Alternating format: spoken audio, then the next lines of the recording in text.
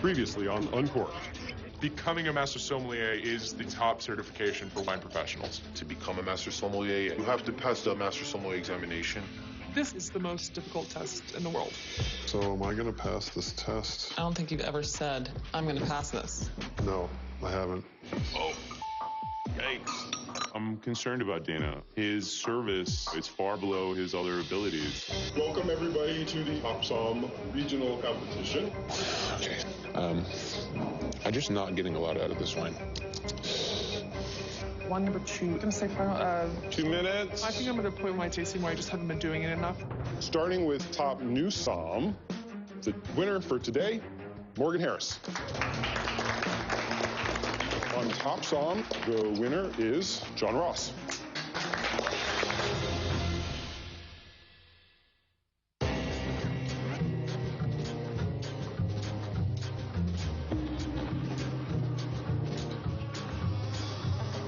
What mountain ranges define the Durian's IGP? I don't remember the name of the mountains. Morale and Montemoro. Morale and Montemoro. I don't have them written down anywhere. It's a really big deal that John won Top Somm regionals, but you always feel like you could prepare more. Right now, our relationship is pretty much work and study. Breakfast. How would you like your eggs? Scrambled, please. Scrambled? Good, that's easy. 75% of that exam is in my head. Oh, yeah. I just need to be able to access it. The MS exam consists of service, theory, and tasting. Because this is my first time taking the exam, I still need to complete all parts. I mean, passing or not passing will also define our day-to-day lives for the next year. If you pass and I don't... Which I think could be the other way around, but anyway. It sucks that one of us is, like, studying theory all the time and one of us doesn't have to do that. If you pass and I don't, then you can just help me study theory. Of course. We both want to pass, and we both worked very hard to pass. But I'm really excited to share other things with John as well. Hopefully we both pass this thing, and we can have lives that are based on other common interests besides wine. Last week, part of me was like, God, I wish you could just take this exam already and get it over with. It would suck to go back to work and having not passed. If I had to put money on one outcome, it would be us both passing. I feel weird being that confident. Like, I could be that confident in my head, but out loud, it's really difficult. Are you that confident in your head, though? Sometimes.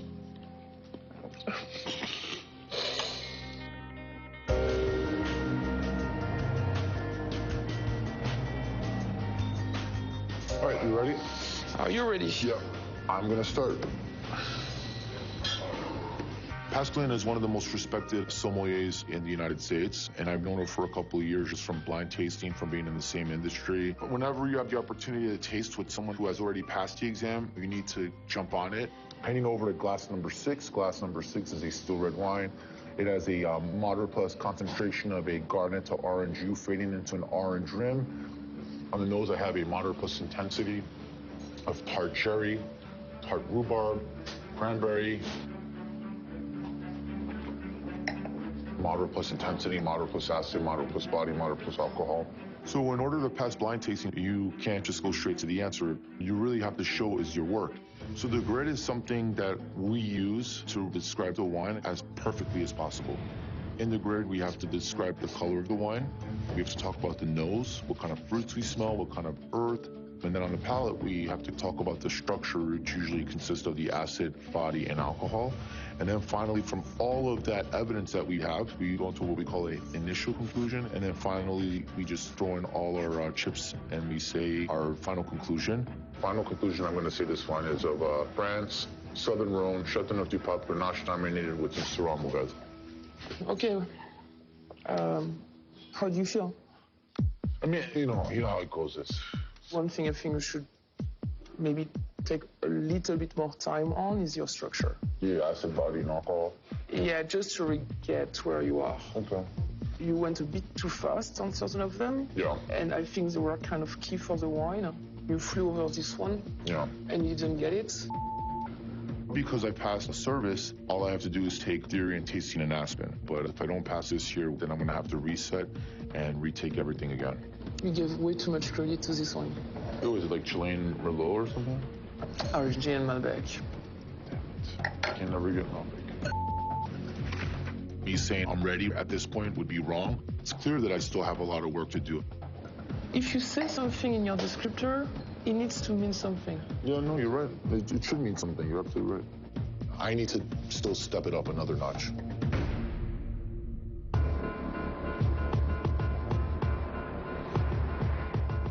I'm stoked to taste with Jeff. Yeah. I definitely had an exam dream last night. Hey, Jeff. Hello. Good to see you. Thank you so much for making time. You know, it's helping us out. Really appreciate it. So where do you think you're at with your tasting, Jane? What do you need to work on? Just need to do it more. Sometimes I leave tasting sessions feeling like it wasn't valuable. Where are you at, Josh? I have really great days. I have good days, and I've got days that I just crash things into the mountain. It's a little everywhere. Let's just take this first wine, kind of look, smell, taste this wine, the nose, the palate, the color. I mean, the fruits are kind of melony and just barely ripe to underripe. Okay. There is acidity there. Okay. But there's a little more of a heat and a warmth happening. Great. So give me an initial conclusion, but don't give me a final. Pinot Grigio from Italy, for sure. Okay.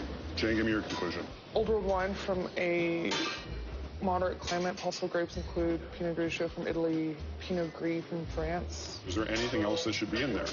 I mean, Pinot Gris from Oregon. So it's a Pinot Gris from Oregon. The same grape, right? You have the grape. You described it perfect. But at a master's level, I would have been happier if you would have said, this could be Pinot Gris from Oregon or it could be a Pinot Grigio from Italy. But I'm going to call it this because. Don't jump to a conclusion until you've gathered enough information that you know what the answer is. Okay, cool. Good advice. All right. Jane, I want you to describe this wine to Josh, but I don't want you to taste it. It is a ruby core with undertones of purple. There's no sediment. On the nose, this wine is clean. It's moderate plus in aromatic quality. Fruits are strawberry and raspberry jam. It's technically dry, though there's like a really glycerous quality to the wine. Some oak usage on this wine. Okay. Now, Josh, you haven't smelled or tasted the wine. No. Give me an initial conclusion. My initial conclusion. Give me 3-4 grapes. Okay. Zinfandel, Malbec, Merlot. What's something you'd want to hear about the fruit character for Zinfandel? Stewed, jammy, preserve. And what about the range of fruits? Cranberry. Cranberry. Yeah. So cranberry all the way to raisin. Did we describe that? We did not. Okay, give me a final conclusion. Malbec from Argentina, 2014. Taste it. That would be my conclusion based on tasting. Cool. Okay. What did you think the wine was? Malbec. Malbec. Okay. Exactly what it is, and you described it perfect. If I'm on your shoulder asking these questions, do you feel like you will pass the exam? I would definitely think it increases my chances tremendously. A bobblehead, maybe. Cool. So I know we're going to do a mock service and practice at Chef's Club in a few days, and I have a feeling you're both going to do well. So good luck, and we'll see you in a couple days. Thanks so much. Thanks, man. Looking forward to it. The session with Jeff was a good reminder that my palate's where it needs to be. Thanks again, man. But in a really high-pressure exam competition environment, it's hard to see things clearly. You say you don't like oak? I mean, I like it on my whiskey. I seem to have lost the cork inside of there. No, I see right where it's at. Smaragd, you'll see it on the bottle. It means emerald. It refers to a little lizard. I'm getting thirsty. I know. Did he say something? I mean, that was like a dissertation. So there's a couple reasons why you might decant something at home. As wines age, the pigment and the tannins fall out, creating sediment in the bottom of the bottle. The goal is to kind of remove those. Anything that you feel is a little closed or hard or shut down, you're going to want to decant just so you have the most ideal experience of the wine. When you decant it, you let it breathe, then you get these softer aromas and all these beautiful aromatics. I actually really like duck-shaped decanters. You get good surface area. It's easy to pour from. You can use literally anything to decant a bottle of wine. I have used water pitchers to decant. I've used vases. There are certainly some people who have just thrown wine into a blender. Throwing wine into a blender, I don't think it's something I would ever do.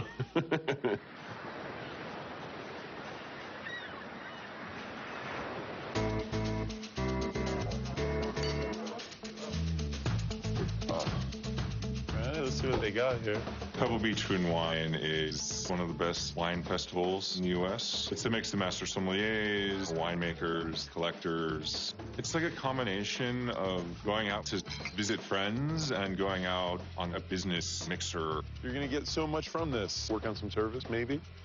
You know? There's tons of master sommeliers that come. So this is going to be a great opportunity for Dana to interact and chat him up.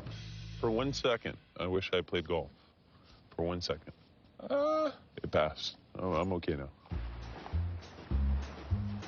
So really excited to be able to introduce you to Daniel Blue. It's cool that he's got a little time in his schedule. Daniel Blue is one of the best chefs in the entire country. I was very fortunate to work for him for a couple of years. How are you, Chef? Really well, really well. See you. Great to Have see you you. been? We brought you some Krug Rosé if you like. Oh, that's a good idea. Yeah. Thursday, too. Very nice. So this is my friend Dana. He's getting ready to take his master's, and we were down here for the festival. Very nice. Last year I passed theory. This year, hopefully, I'll pass wine tasting and service. What are you fear about the master? Probably that I haven't worked on the floor full time in many years. Where are you right now? I work for Lauber Imports as the key accounts director. I'm definitely concerned about passing the service portion of the exam. It's the most difficult section for me. You're not really a master sommelier unless you're good in service. Hey, Chef, what's it going to take for someone to get a stage in your kitchen? Usually they're young chef, but we want to make sure that they have recommendations and they have been already engaged and committed to become a great chef. Do you have anything like that in the front of the house for my friend here? Maybe? It could be. It could be. A stage would be helpful for me. I'd probably be opening some bottles, pouring at the table, sort of the basic, more mechanical things. Couple nights. Do a little bit of front of the house. I'd be interested in doing a stage before the exam. Everything at Danielle happens at the table, on the Garrodon, right? Whales out there. Everyone has things that they need to work on, but, you know, with Dana, it's first impression. I don't know if it's misdirection as a defensive mechanism or what, but people can see through that. Well, thank you so much, Chef. I know how busy you are. Alex. Great to catch up with you. It's a great pleasure. Cheers. Merci. Cheers. Good luck to you. Thank you. Ciao. Ciao, Chef. Perfect. What are you thinking? Frickin' whales?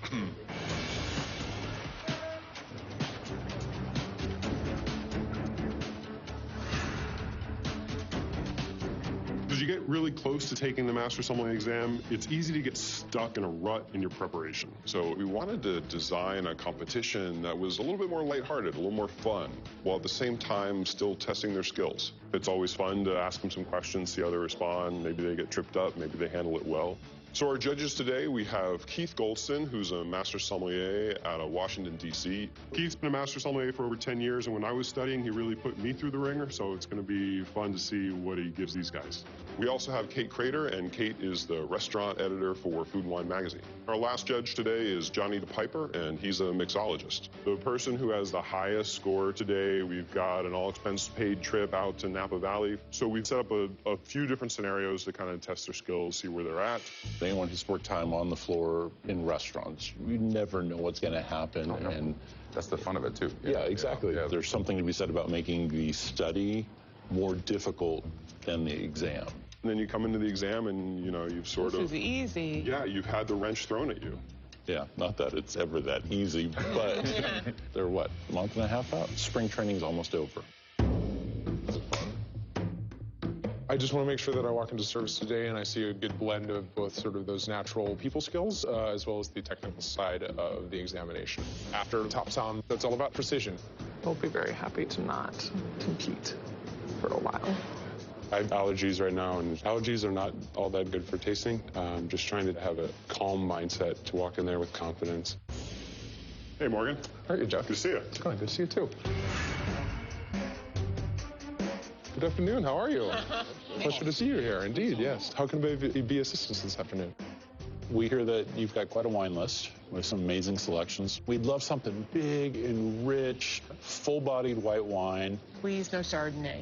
I really love like toasty, caramely, vanilla flavors, but hate oak. Okay, sure. Basically, what Keith's describing is a Chardonnay that spent some time in oak. So there's a little bit of a contradiction that the sommelier has to deal with. So this challenge, we're going to make sure the somms can stay cool, calm, and collected while the customer is being a little difficult. No oak. But lots of vanilla and toast, so what can you give us? You said you don't like oak? I mean, I like it on my whiskey. Vanilla and toaster tend to be kind of descriptors you get from oak. So, okay, all right. I would recommend from the central coast of the Viognier. There's going to be just a little bit of oak on it, so it gives it some richness, gives it that vanilla flavor. Especially Central Coast, really ripe Viognier. It tastes like SoCo. It's so over the top. So if you want to stay with California Viognier. I can't do Viognier. Do you want minerality or do you want, like, really fruit-driven? I don't know. I mean, Conundrum drink's great. Yeah, that's true. Conundrum is exactly that. You don't know what it is. I think it has a lot of, like, Muscat and, like, Riesling, and I personally don't like to drink it. Conundrum is an easy-to-drink, fairly consumer-oriented wine, maybe a little bit of sweetness, but it should tip the sommelier off as to the kind of wines that this customer likes. What I would suggest, actually, is maybe going to the Southern Rhone. Pop Blanc is one of my favorites. A little bit of kind of like green apple and those sort of notes. Do you have anything less expensive than that? So what I'd suggest to you is trying Trebbiano from Abruzzo. I don't know. It sounds kind of gross. There's something with a little bit more fruit, maybe? What else could we do here? We could do like a Grand Cru from Alsace, like a Riesling or something like that, like Frederic Emile Vendange Tardif. Okay. No, I mean, Cuvée Freddy's good. You okay with that? All right. Great. This is much tougher than I thought. You know, I had to go in a very different mindset just to give them something. You know, a wine that I find that really has a lot of texture and spice to it is the Chateau Simone from Palette. I mean, the other night we had a bottle of Conundrum and loved it. Okay. So is this going to be You know, good? it's not going to be anywhere near as kind of fresh fruit. Maybe we should do something local from Long Island, maybe Channing Daughter's Sylvanas blend. It's really aromatic. There's no oak at all, good texture, but it's still fresh on the palate, not too high in alcohol. Seems Conundrum-y. Fun. Yeah. Someone says, I like Conundrum. I know exactly what to give them to make them happy. Okay, so this is going to be an interesting recommendation. Let me know if I'm going down the right path. We will. Two of my favorite full-bodied wines that are aged in neutral oak barrels come from Austria, Gruner Veltliner and Riesling. There are some legally regulated terms which guarantee you a full-bodied wine and a dry wine.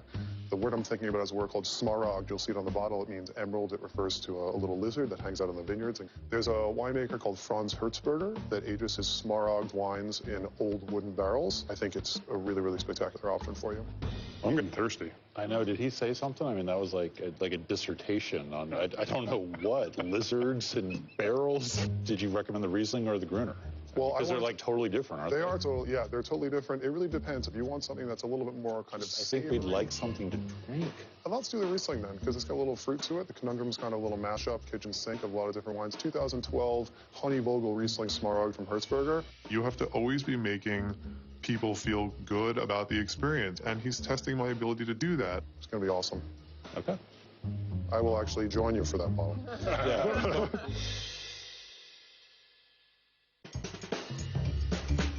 There are lots of really good, affordable alternatives to champagne. The important question to ask is this champagne method. So the way they get bubbles in champagne, they add a little bit of grape sugar as well as yeast, and the secondary fermentation happens in the bottle. Whereas something like Prosecco is fermented in large pressurized tanks. I always say go straight to Cava. They offer the same complexity for really just like half the price. I generally prefer sparkling wines that are made in France. I like Cremant de Bourgogne, Cremant d'Alsace. Prosecco is not my first go-to option for a champagne replacement. What's wrong with Prosecco? Prosecco is a fun, fresh, sparkling wine, but nothing near the depth and complexity of champagne. Who's taking Prosecco down? Bring him in here.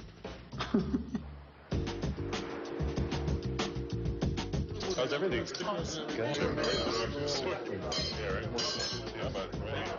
When you get a bunch of master sommeliers in a room, everyone is a little alpha. It gets a little bit clubby, but everyone's there for the same reason. We just love wine. They just have big pins, and I don't yet. Getting a little low here. How many of you guys took a shot of something before you went into that exam? 2 Hendricks gin martinis. I did 2 shots of bourbon before walking in. Taking notes over there? Yeah, write that down. Want to have a quick chat? Definitely. Cool. Oh, you're going to take that as a woodshed, huh? Shane is the director of education for the Court of Master Sommeliers. When Shane talks about what you need to do to pass the exam, you listen to what Shane tells you to do. So how's it going? Good. How's your prep? It's good. When you get into service, I always tell people you've got to focus on selling, smiling, right? Remember, hospitality is the 4th ingredient. I know how many times I've heard that it's actually one of the most important, or it's not the most important at the master. Anyone can decant. If you want to work on a major dining room floor, you would not come in with No. come in, hey, yeah, you know, of course, if you don't feel comfortable with it, you've got to get into an acting class or something. I can be a little stoic. So if you cannot look in the mirror and say, I am a master sommelier right now, don't come to the test. There's no reason to show up. Yep. I get a little stiff in certain situations, especially when I'm nervous. I care a lot about passing the exam. Just sometimes it takes a little more to get that out of me. Are you going to take it? Absolutely. Are you going to take it? Yes. Why did you look away? Look at me. Are you going to take it? Yes, I'm going to take it. All right. I'm going to pass. All right, good. I like it. This is basically how he acts in the exam, too. He's like, Yeah.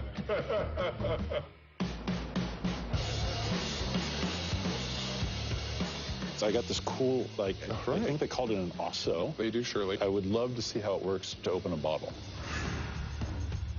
Well, osso is a real tool that we use often to extract very old or difficult corks. The biggest challenge is making sure you don't push the cork in. So we want to make sure they know how to use it.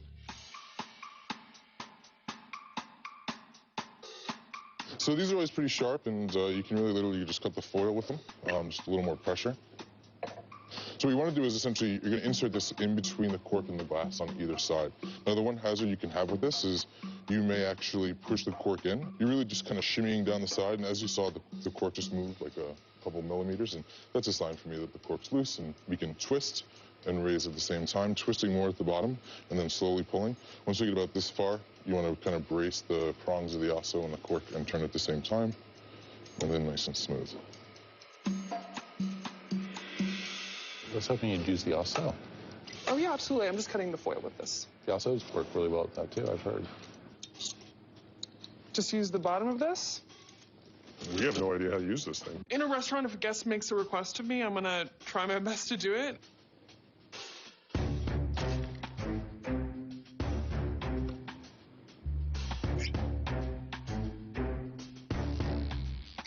She didn't know the wiggle trick. Yep. So she got to parse it in, and I'm like, but it grabbed. I mean, it barely grabbed. There's definitely some room to make some mistakes and handle them gracefully, and sometimes that can be more of an indication of your character as a sommelier than if everything went perfect. How do we get a naked bottle? What happened to the foil?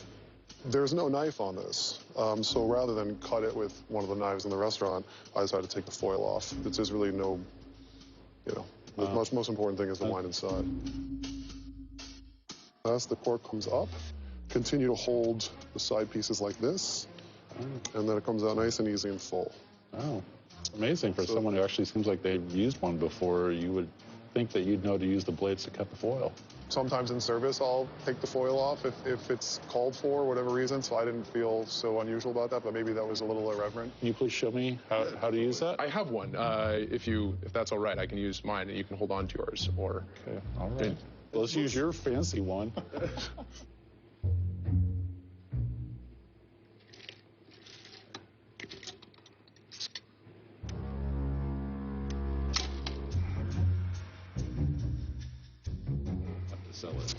That's very interesting. I have a tool called a Durand, right? It looks like this. It has a screw pull and an osso. I use them together, and I never lose corks. I use sort of an additional tool here. I have to get this out. I'm going to still use the goodness. I seem to have lost the cork inside of there. No, I see right where it's at. Well, I do as well. So just if you can give me a second in the station, I'll be right back to the table as soon as I can get it out of there. Okay. So sorry to keep you waiting. No worries. I see this crappy synthetic cork sitting in there that was never intended to be opened with an osso. I kind of knew it was going to happen. All right, so how would you handle that? When you put the tool in the second time, you probably still could have saved it with the low corkscrew, but then needed to be a little careful with that. When it's that clean, your best bet is push it in and pour it that way. Yeah. Well, I think he's doing the right thing in probably decanting the wine or looking for another alternative at this point.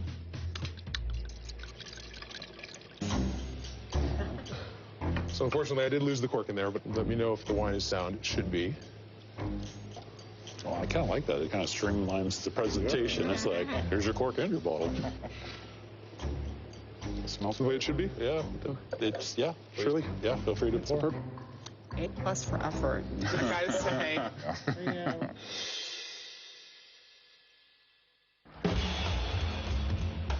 The crew is here already. I see you dancing. All right, what's up, guys? Cocktails already. Oh, that looks like a good idea. I know this guy. Brother? There's a lot of really exciting wine that gets opened during these festivals. Is this Grand Cellier or is this Tour de Cuvée 04? It's not just hanging. It's still on a professional level. You're spending time with people in your industry that matter. Double fisted. Cheers to me. You know, I see. I almost just burnt my eyebrows off. You're up, buddy. Oh. Blind tasting. Dean is one of the most gifted wine tasters in New York. Okay, I can't tell you anything about the site on this one. I'm sorry. But this is going to be difficult. It's got a campfire, smoke, noise. It's not something that everyone could do. I'm not sure if I could do it. It's tropical and citrus fruit. Oh, yes, yes. I've never been truly blind tasting. 2 minutes in. You're timing me, really? Yes. No, let's go. Sweet green herbs like sweet basil, sweet tarragon. On the palate, it's clean, dry. It's moderate plus intensity of like sour orange juice, fresh tangerine juice, no oak, moderate body, moderate alcohol. Old world, moderate climate, Albarino from Spain. Final conclusion, 2013 Albarino, Spain, raised by... Next wine. It's a red wine. It's clean, clear, no faults. Wild fruits, blackberry, boysenberry. It's like a limestoney minerality. No new oak on this wine. The wine's youthful.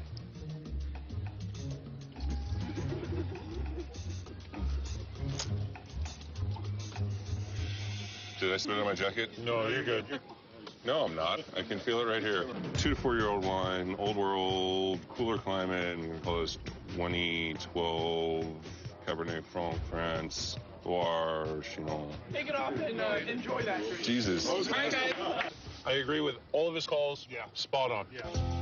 This is the last one, which is Cabernet Franc, second label, Domaine Palace. Bam. Thank you. That's good. Second one is absolutely Albarino and is absolutely classic in style, but this is a small producer in Monterey. No. Awesome. I was having a really hard time getting as much salt and minerality that I was looking for, but it's like, it tastes like Albarino. That's impressive to sit there and have all these people, including me, giving you so much growth now. So many distractions. I think I showed that I can keep it together. I think it was good training in a sense. Yeah, give him a round. Thank you. That was awesome. I have 2 missed calls and like 5 missed text messages from somebody. Oh, I'm so popular. We have a present for you. This looks like just what I'm in the mood for. So we have 4 glasses of sparkling wine. 3 of them are made in the traditional champagne method with a second fermentation in the bottle. And one of them is Prosecco, which is fermented in a tank. So the first question is, can you pick out of these 4 wines the Prosecco? You're welcome to look, smell, taste, whatever you like. We're telling them what the wines are. They just kind of have to work backward and make sure they know which is which. The Prosecco is going to be very fruity and fresh and just sort of aromatically much more fruit and floral focused. It's also going to have a completely different mousse than the other wines because it's not made in champagne method. That's Prosecco. That is Prosecco. This is the Prosecco. So first we like to see if you can pick out which is the Prosecco.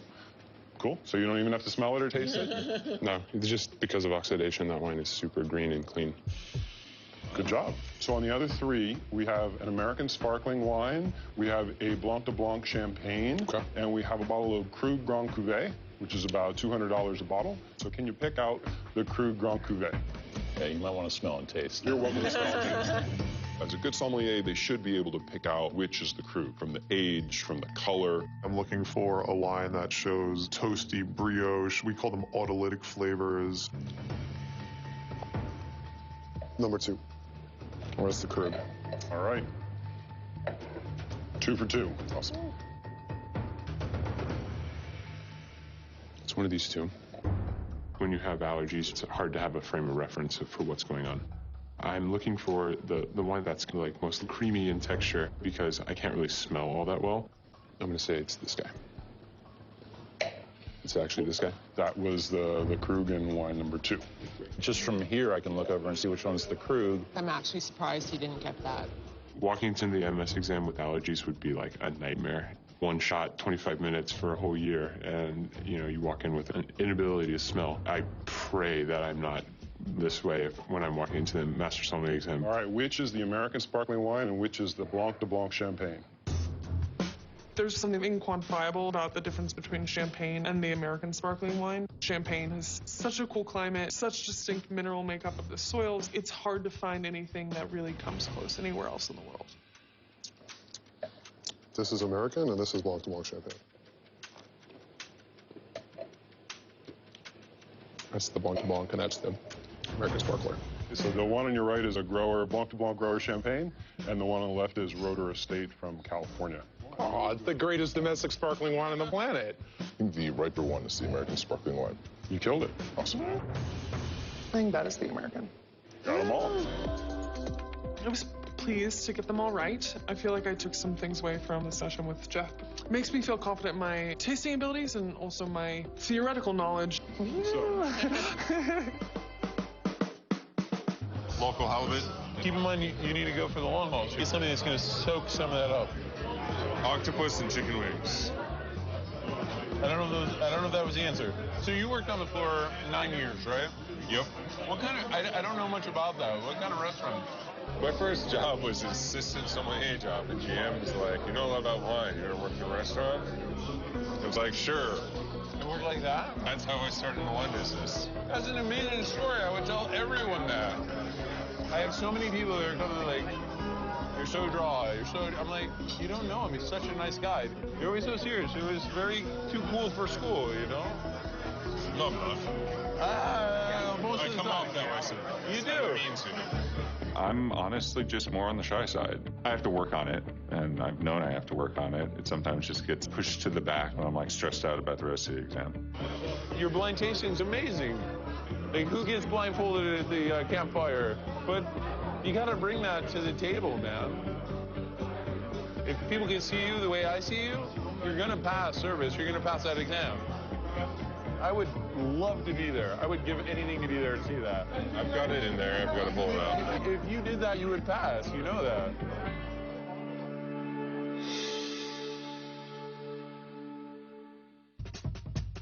I like to recommend Alsatian white wines. Albert Boxler is very, very ripe style of wine that I think goes very well with the white meat of a turkey. My favorite red is Pinot Noir. Pinot Noir kind of tastes like cranberries, so with your cranberry sauce, of course, you would also want a wine that tastes like cranberries. Young Burgundy can be really good holiday wine. Goes with a lot of different food. Jack Mason would definitely serve just lots of champagne. I would probably pair champagne because I love champagne.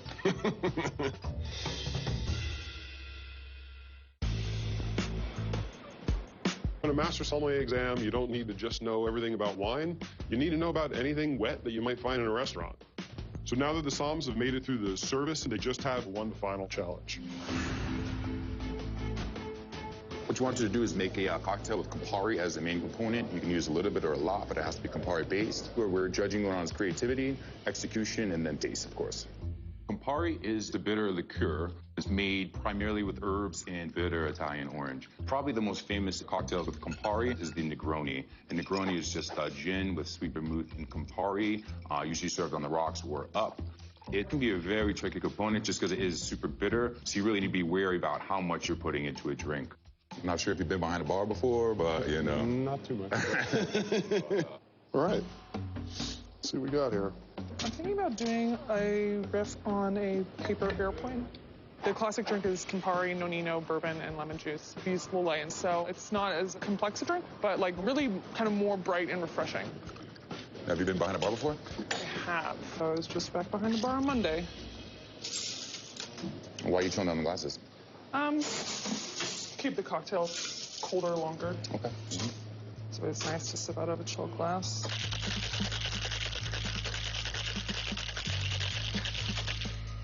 It's bartending in the suit. Great color. There you are. What a pretty color.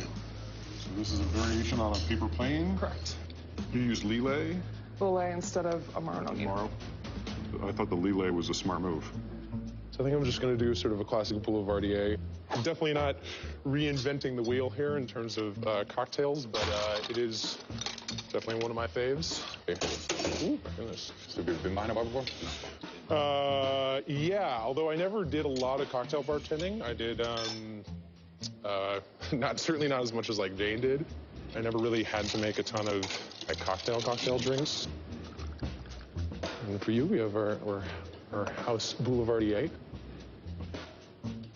You're better off taking a classic cocktail and doing it right. It's not something that's a lot of creativity, but at the same time, it's a classic and it's well made. So what are you thinking about? Do you like a little Old Pal action? Perfect, I like it. I'm making an Old Pal, which is rye whiskey, Campari, vermouth, all stirred together. It's kind of like in between a Manhattan and a Negroni. And how come you use the sweet vermouth instead of dry vermouth? I like that little bit of sweetness, but I put less in it. Old Pal is usually rye with dry vermouth and Campari, but Jack's making it a Boulevardier and got the name wrong. All right, so I guess we always taste it, see what happens. Yeah, why don't you drop one here and then deliver one to the guests, the judges. So what's the cocktail you have for us here? This is Old Pal. How is this different from a classic Old Pal? Sweet vermouth rather than dry vermouth, I guess. Instead of doing equal parts, I did half a part sweet vermouth. Normally with dry, but I think it works with sweet. I'll do a Boulevardier. Okay. Preference for how you like it? On the rocks, up? Whatever you prefer. Now, why are you playing the Boulevardier? The Negroni is something that we all know and love, and I think the Boulevardier is a good twist. How come you're choosing to stir first and then put it over the rock? I think it's important to mix a cocktail thoroughly before you actually put it over ice. Thank you. You're welcome. All right. Cheers. Cheers. Tastes better with bigger sips, though. I would drink it. And what are we going to do to make this creative and fun? Campari and tequila are often really good friends. Campari being the main ingredient rather than kind of just a little sideshow. Gonna make some orange juice real quick. Is it the wrong way? No, it's the right way. It's the wrong way. Yeah, you want the juice coming to the other side. Awesome. Yeah, split it. There you go. So have you been behind a bar often? I mean, yes, but not with expertise, and generally it's under duress. What? What?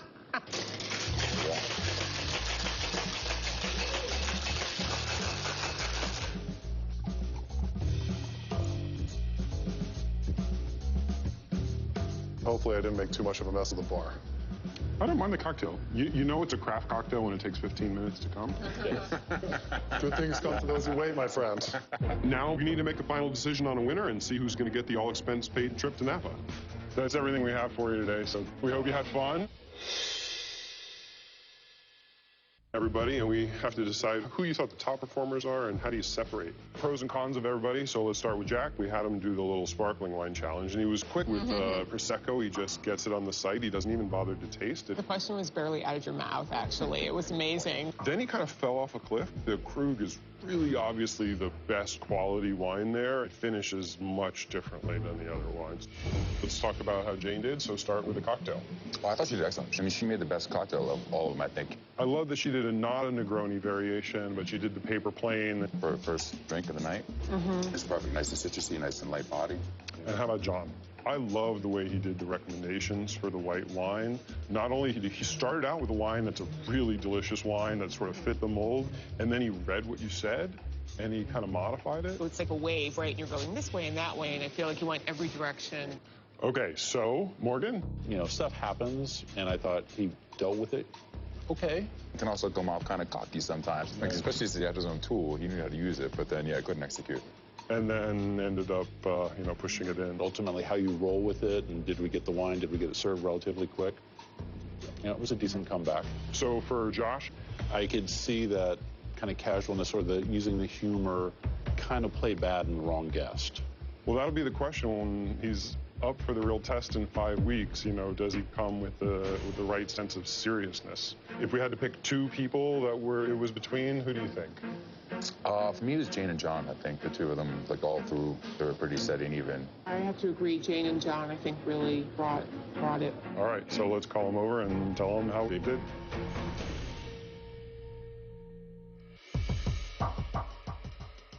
So we want to give you some feedback from the performance today. Really knocked the sparkling out of the park. You got that, took the time, looked at the colors, you smelled it, you tasted it. I mean, that was just perfectly done. And speedy. And yeah, and you were very efficient. Yep. Right. Now, the tricky part. You gave her something that was kind of false to begin with, where you said you don't like oak, but you like vanilla.